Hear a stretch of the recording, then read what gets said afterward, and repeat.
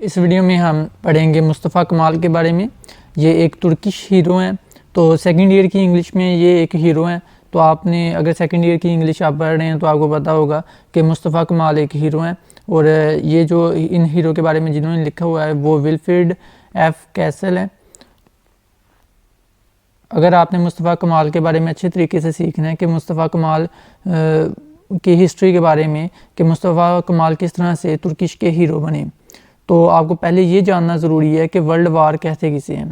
دراصل دنیا میں دو بڑی جنگیں ہوئی ہیں جن کو ہم انگلش میں کہتے ہیں ورلڈ وار 1 اور ورلڈ وار 2، تو اردو میں ہم کہتے ہیں جنگ عظیم اول اور جنگ عظیم دوم۔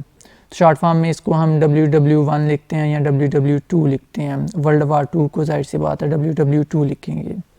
تو جو ورلڈ وار 1 ہے، اگر آپ اس کو سمجھ لیتے ہیں تو الٹیمیٹلی آپ کو مصطفیٰ کمال کے بارے میں کافی حد تک کانسیپٹ کلیئر ہو جائے گا اس ہیرو میں۔ تو ورلڈ وار 1 جو ہے وہ جولائی 28 1914 کو شروع ہوئی، اور اس کا کب یہ اینڈ ہوئی، نومبر 11 1918 کو۔ مینس کہ آپ یہاں سے دیکھ کر جج کر سکتے ہیں کہ تقریباً 4 سے 4.5 سال تقریباً یہ ورلڈ وار 1 جاری رہی، اور یہ ورلڈ وار 1 کے دوران تقریباً 4 سے 4.5 سال جو جنگ جاری رہی، اس کے دوران تقریباً 17 ملین پیپل مارے گئے۔ تو 1 ملین میں 10 لاکھ ہوتے ہیں، تو آپ اس بات سے اندازہ لگا سکتے ہیں 17 ملین کتنے بنتے ہیں۔ تو 17 ملین مینس کہ 1,70,00,000 لوگ مارے گئے، بلکہ اس سے بھی زیادہ۔ یہاں پر یہ دیکھیں نا، یہاں پر لکھا ہوا ہے اوور 17 ملین پیپل، اس سے بھی زیادہ لوگ 17 ملین پیپل سے بھی زیادہ مارے گئے یہ ورلڈ وار 1 میں۔ اگر ہم ورلڈ وار 1 کی بات کریں تو اس میں 2 مین پاورز تھیں، ایک تھی سینٹرل پاور اور دوسری تھیں الائڈ پاورز۔ سینٹرل پاورز میں کون کون سی کنٹری آتے تھے؟ جرمنی، آسٹریا ہنگری، بلغاریہ اور اوٹمن امپائر، جو کہ اس ہیرو کا مین یہی کنٹری کے حوالے سے ہم نے ڈسکس کرنا ہے۔ تو اوٹمن امپائر، جو آج کے دور میں اوٹمن امپائر کو ہم کہتے ہیں ترکی، ٹھیک ہے۔ تو جہاں پر اوٹمن امپائر آئے گا سمجھ لیں یہ ترکی کی بات کر رہے ہیں ہم۔ اردو میں اوٹمن امپائر کو خلافت عثمانیہ کہتے ہیں اور انگلش میں اوٹمن امپائر کہتے ہیں، تو آج کے دور میں ہم اوٹمن امپائر کو ترکی کہتے ہیں۔ دراصل جیسے اوٹمن امپائر ختم ہوئی، خلافت عثمانیہ ختم ہوئی، تو جو ایک کنٹری بنا اس کا نام تھا ترکی۔ الائڈ پاورز، جو 2 مین پاورز تھی نا، مینس کہ 2 گروپ تھے ورلڈ وار 1 میں، ایک گروپ تھا سینٹرل پاورز کا اور دوسرا گروپ تھا الائڈ پاورز کا۔ اور الائڈ پاورز میں جو کنٹریز آتے تھے وہ تھے گریٹ بریٹین، جس کو ہم کہتے ہیں برٹش پیپل، یہاں ہم انگلینڈ بھی کہتے ہیں، France, Russia, Italy, Romania, Canada, Japan and United States. تو الائڈ پاورز میں یہ کنٹریز آتے تھے۔ تو الائڈ پاورز کافی زیادہ پاورفل تھیں، تو انہوں نے الائڈ پاورز نے سینٹرل پاورز کو ڈیفیٹ کیا، مینس کہ الائڈ پاورز کی جیت ہوئی، اور جبکہ شکست جو ہے وہ سینٹرل پاورز کی ہوئی۔ جب سینٹرل پاورز کی شکست ہوئی تو یہ جو اوٹمن امپائر تھی نا، تو اوٹمن امپائر کے کر دیے گئے ٹکڑے، الائڈ پاورز نے اوٹمن امپائر کے کر دیے پیسز کر دیے اور ان کو آپس میں بانٹنا شروع کر دیا۔ تو جب اوٹمن امپائرز کے بہت زیادہ ٹکڑے ہو گئے تو ایک وقت آیا کہ وہاں سے کسی شخص کو ہوش آئی کہ ایسا نہ ہو کہ اوٹمن امپائر کا جو تھوڑا سا حصہ ہمارے پاس رہ گیا ہے یہ بھی ہمارے ہاتھ سے جاتا رہے۔ تو ایسے صورتحال میں ایک اوٹمن امپائر کا ہیرو تھا جس نے اوٹمن امپائر کو سنبھالا، وہ ہیرو کون تھا؟ مصطفیٰ کمال۔ تو پھر اوٹمن امپائر کو مصطفیٰ کمال نے ختم کیا، اور جو جگہ اوٹمن امپائر کی بچی ہوئی تھی اس کو ترکی کا نام دیا۔ یہاں سے اگر ورلڈ میپ سے ہم دیکھیں تو آئی ہوپ کہ زیادہ بہتر طریقے سے سمجھ آئے گی۔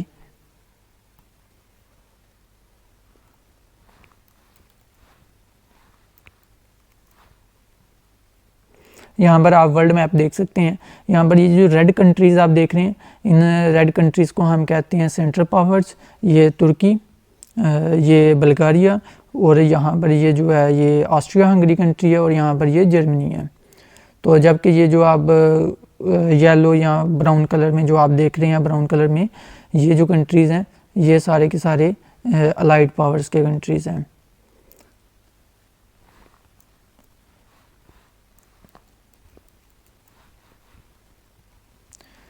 اچھا جی آگے چلتے ہیں.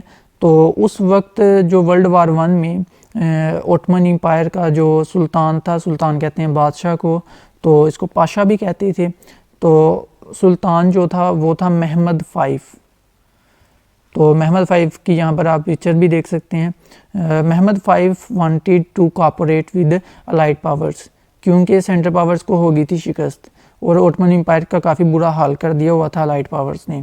تو اب الائڈ پاورز کے ساتھ کارپوریٹ مینز کے تعاون کرنا چاہتا تھا کون؟ اوٹمن امپائر کا سلطان جو تھا محمد 5. A troop in Anatolia opposed. اب اناتولیا میں ایک فوجی دستہ تھا جو سلطان کے خلاف اٹھ کھڑا ہوا. وہ کہتا ہے کہ یہ کیسا سلطان ہے جو الائڈ پاورز کہتے ہیں، جو ہمارے مخالف ہیں، جو کہتے ہیں جنہوں نے ہماری پوری خلافت کو ہی توڑ کے رکھ دیا ہے، جو کہتے ہیں ہمارا سلطان وہ مان لیتے ہیں. تو ایک جو ٹروپ تھا، ٹروپ کہتے ہیں فوجی دستے کو، ایک ٹروپ جو تھا اوٹمن امپائر کا اناتولیا کے شہر میں وہ سلطان کے خلاف اٹھ کھڑا ہوا. Sultan sent the Mustafa Kamal to stop them. تو سلطان نے کیا کیا؟ مصطفیٰ کمال جو کہ ایک جرنل بھی تھا سمجھ لیں اس ٹائم کا، تو اس کو بھیجا کہ جو اناتولیا شہر کے اندر سلطان کے خلاف بغاوت ہوئی ہے اس کو جا کے وہ روکے. مصطفیٰ کمال اب سلطان کے خلاف جو اناتولیا میں بغاوت ہوئی ہے اس کو روکنے کے لیے گیا ہے. دوسری طرف کیا ہوا جی؟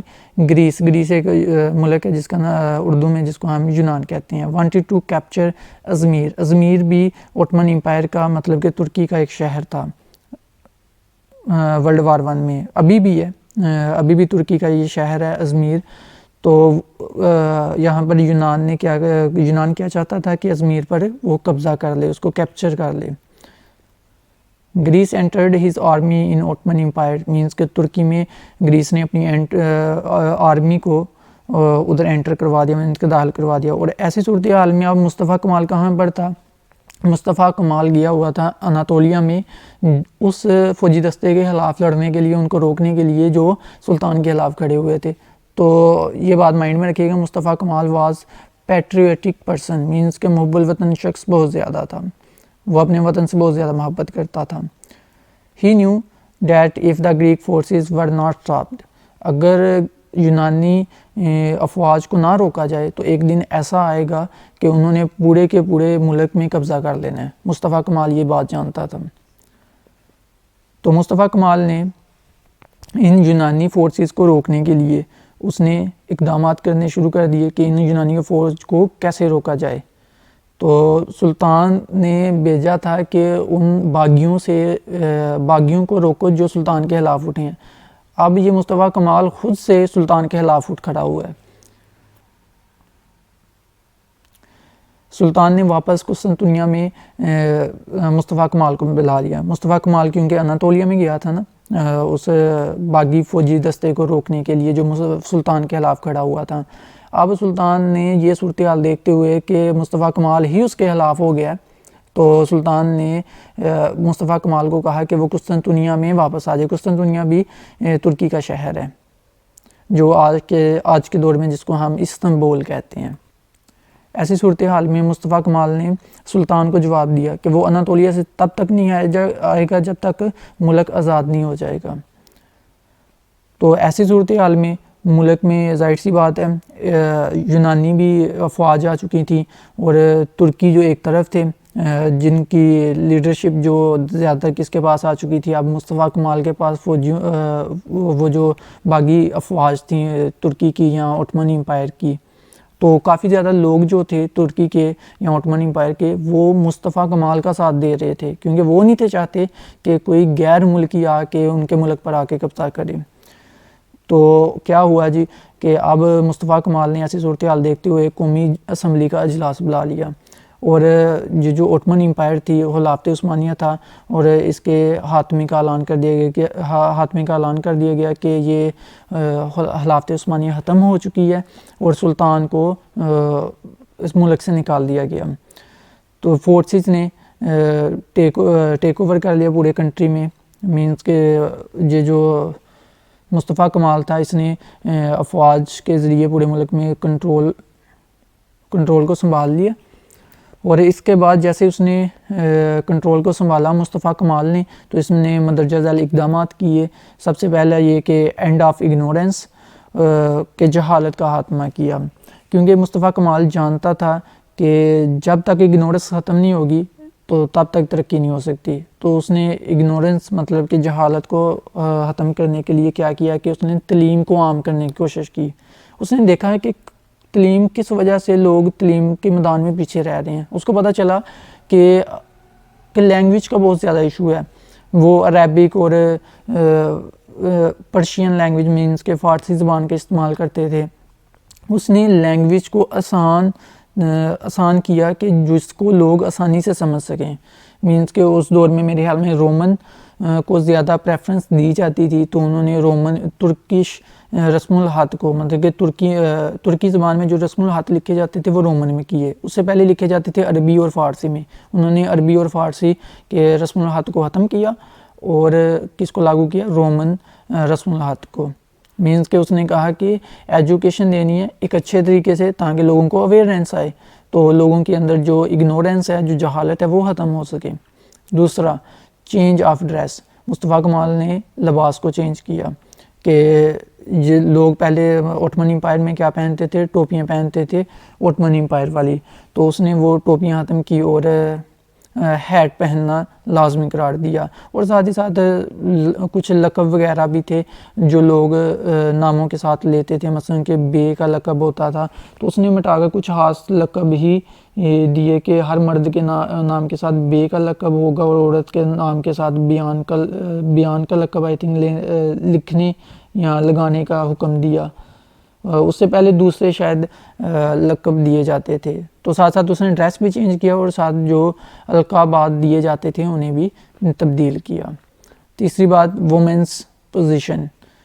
مصطفیٰ کمال یہ سمجھتا تھا کہ اگر عورتیں مردوں کے شانہ بشانہ کام کرتی ہیں تو ملک زیادہ جلدی ترقی کرے گا. وہ اسلامی تعلیمات کے خلاف نہیں تھا، پھر بھی پردے کو ترقی کی راہ میں رکاوٹ سمجھتا تھا. لہٰذا اس نے عورتوں کے پردے کرنے پر پابندی لگا دی اور حکم دیا کہ عورت اور مرد اکٹھے کام کریں گے اور ایک دوسرے کی مدد کریں گے. اس کے بعد بات کرتے ہیں اکنامک ڈیولپمنٹ. معاشی ترقی میں اس نے کیا کام کیا. جیسے ہی کنٹرول مصطفیٰ کمال کے پاس آیا، اس نے لوگوں کی معیار زندگی کو بلند کرنے کے لیے معیشت کے میدان میں بہت ساری چینجز کی، بہت ساری اصلاحات نافذ کیں. اس نے 5 سالہ منصوبہ شروع کیا، ملک میں سڑکوں اور ریلووں لائنوں کا جال بچھا دیا، بڑی صنعتیں قائم کی، ملک کے نظام بینکاری کی تنظیم کی. اسی طرح سے اس نے ترکی کو ایک طاقتور اور خوشحال ملک بنا دیا. مصطفیٰ کمال نے جیسے اقتدار سنبھالتے ہوئے کچھ جو اصلاحات کی، وہ کچھ اصلاحات یہاں پر میں نے بیان کر دی ہیں. آئی ہوپ کہ آپ کو کلیئر ہوں گی. اگر اس حوالے سے کوئی کویشچن ہو تو آپ کمنٹ باکس کے ذریعے پوچھ سکتے ہیں. تو مصطفیٰ کمال کو جو فل اس کا نیم لیا جاتا ہے وہ ہے مصطفیٰ کمال اتا ترک. تو اگر کوئی کویشچن وغیرہ ہو تو آپ کمنٹ باکس کے ذریعے پوچھ سکتے ہیں. Thank you so much for watching this video. اور اگر ابھی تک آپ نے علم کی جستجو یوٹیوب چینل کو سبسکرائب نہیں کیا تو جلدی سے اسے سبسکرائب کر لیں.